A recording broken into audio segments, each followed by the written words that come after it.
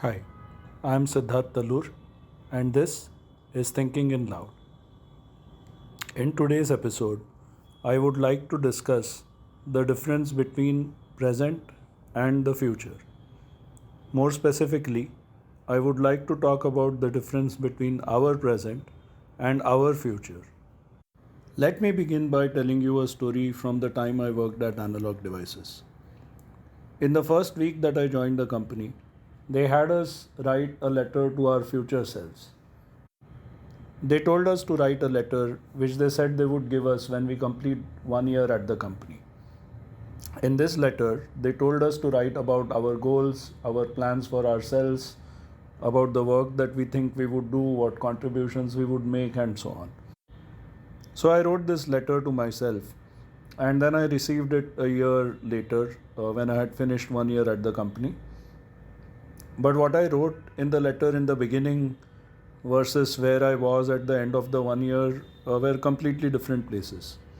The goals that I had, the plans that I had for myself, the expectations I had about myself and the work that I would be doing, they were all very different from what I had imagined when I first started working there.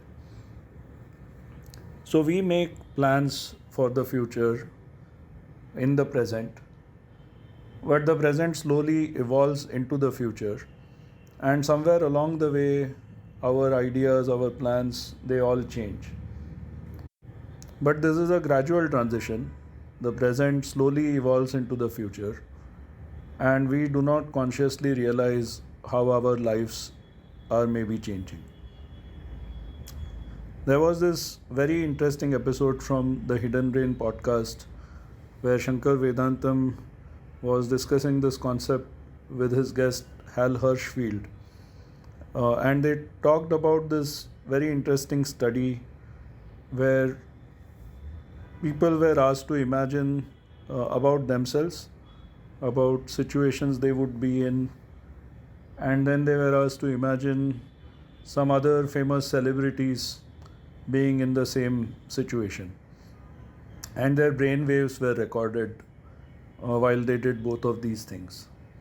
So, naturally, as you would imagine, there would be some difference in the brain waves when you are thinking about yourself and when you are thinking about other people.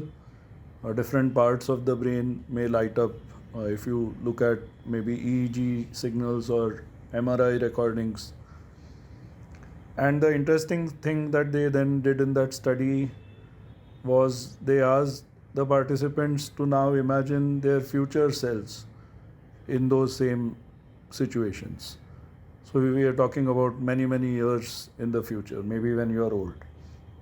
And interestingly, what that study found was when you imagine something about your future selves, when you think about your future selves, the areas of the brain that light up are the same areas that light up when you think about other people, not about yourself. So it seems that the brain thinks about our own future self as a very different person, someone who's not the same as us. So that is very surprising because looks like subconsciously we make decisions that benefit us in the present and not maybe this same us in the future, because in our minds this us of the future is a very different person. And there are many examples. I mean, don't even have to look too far. Let's say any junk food that you eat. You know that it has bad consequences for you in the future. You know that it is going to affect your health in the future. But still, you enjoy the taste, so maybe you go for the junk food today because your present self enjoys it. Exercise. Your present self has maybe discomfort doing exercise. Your future self would really benefit from you exercising, watching your diet. But then, most often, the decisions that we make are keeping our present selves in mind and not the future. Think about investing money. I mean, there are many examples I'm sure you can think of where maybe decisions that you make are in benefit of your present self and not your future self. So I was thinking about this same thing in another light this week, because in the recent past I've been talking to a lot of young students, mentees, about their future goals. And what I've seen is some have very clear ideas of where they want to go. They have a vision and they want to pursue that vision.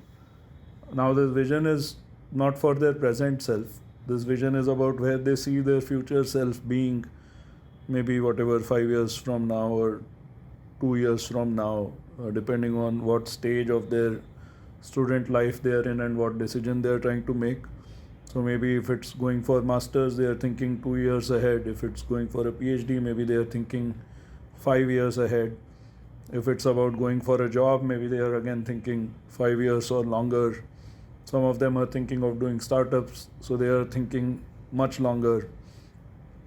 So some of them I noticed have some goal and they are thinking consciously about how to go towards that goal.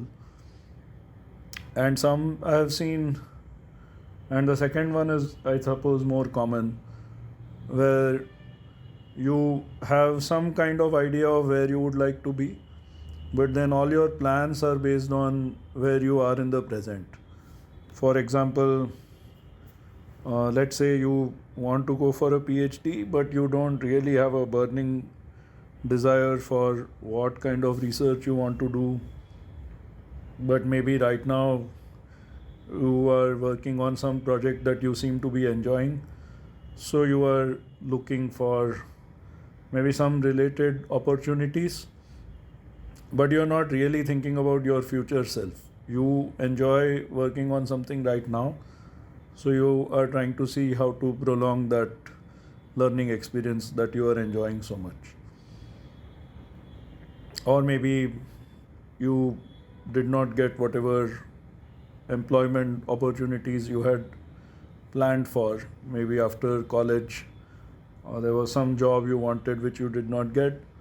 So maybe you want to continue being in school and have maybe one more chance later. So there could be a variety of reasons for taking some career decisions without fully thinking about your future selves. But I was reflecting on the earlier observation that I mentioned from the Hidden Brain episode, where it seems that most of us think about our future selves as different people.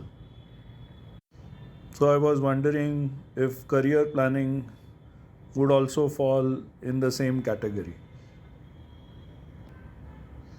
I think when it comes to our future, be it in terms of career or any other goals that we have for ourselves, I think having some direction is important. If you have some goal in mind, the direction would naturally emerge. If not, maybe it's important to at least choose a particular direction, and maybe a goal will emerge from it. But if you don't have a goal or direction, you will still end up somewhere, but you may still feel very lost, because where you end up may not be where you wanted to be, but you ended up there just because you went along with the course. But you did not consciously choose whatever paths you wanted to go on or take whatever decisions you wanted to take consciously. Maybe they happen as a consequence of you taking a certain path and maybe getting influenced by factors along the way. So I feel we need to find ways of connecting with our future selves. And one of the ways I can think of is what I said in the beginning of this episode, my story from when I was at Analog Devices. I was 1 year into my job at that time, and when I received the letter from my past self, where I saw that I was so full of ideas just 1 year ago, and then 1 year into the job, I was kind of drowned in details of goals and tasks that did not originate from me. They were ideas that originated from other people, but I had gotten very busy trying to solve problems related to those. And somewhere along the way, my own goals, my own vision had taken a backseat. So I think that served as a wake up call. I don't consciously remember if that was the moment where I decided that I should have a second look at where my career was going, and if that was the moment where I felt I should entertain the idea of looking at maybe academics again as a career option. Entrepreneurship was certainly not on my mind back then. Maybe there was a latent desire, but it was not a very conscious career option that I was thinking of at that time. So, writing a letter to your future self is something that would be very nice to do, and write down your ideas and maybe schedule that as an email that you get maybe 1 year from now. That would be a very good way of checking how things are going and maybe jog yourself back into pursuing those goals that you may be passionate about. Writing diaries, I think, is also a good habit. I used to do it once upon a time. Sadly, I don't do it anymore. But when I used to do it, I found that was a good habit.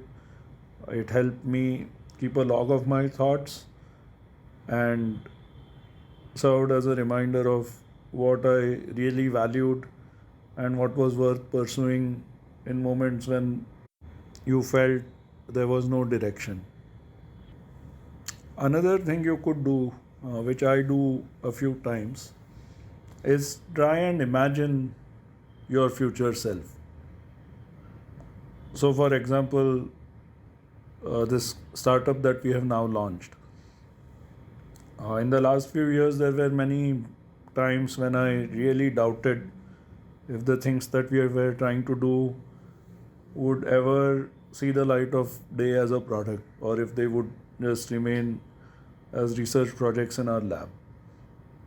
So, in those moments, I would sometimes imagine what our startup would look like. And when I say imagine, I would try to imagine really tiny details. How would the office space look like? How many people would we have? Where would they be sitting? How would our meetings look like? How would our product look like? These kind of things. So you try to imagine great little details about the future, because then it makes it very relatable and it gives you something very tangible that you want to target. Otherwise, the future is a very distant place. It's a very, very vague thing, which may or may not materialize.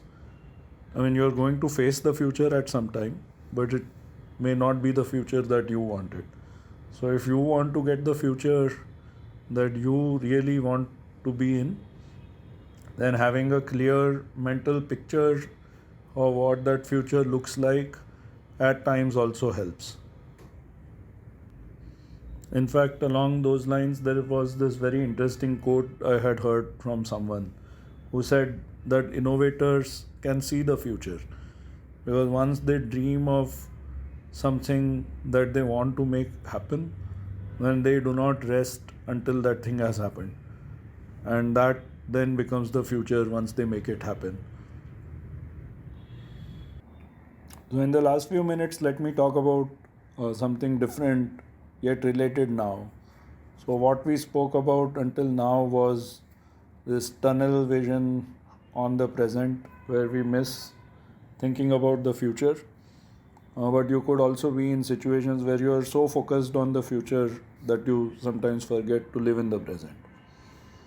This thing I don't quite see as much in my generation as I see it in my parents' generation, where I mean, my parents and many people their age, my own relatives, have made so many sacrifices for their future selves. Some of which I can see pay off. I mean, I personally have benefited a lot from sacrifices that my parents have made. and I'm very grateful for that. But they did ignore their present selves back then whenever they made their decisions. Now, while I may not be living my life by those same principles, I do deeply respect whatever they have done for me, and I deeply respect people that will make sacrifices for a better future. What I fail to understand sometimes is why my parents still continue to make sacrifices. I mean, they have achieved whatever I suppose they wanted to achieve, but somewhere this has become so deeply conditioned where this act of making sacrifices is, somehow the nature of that person now. And I see that in a lot of people in my parents' generation and in the generation between them and myself. So that is also not a good place to be in. I think, like everything else, balance is very important. I think we should certainly think about our present selves, do things that are good for us in the moment, but not lose sight of the future.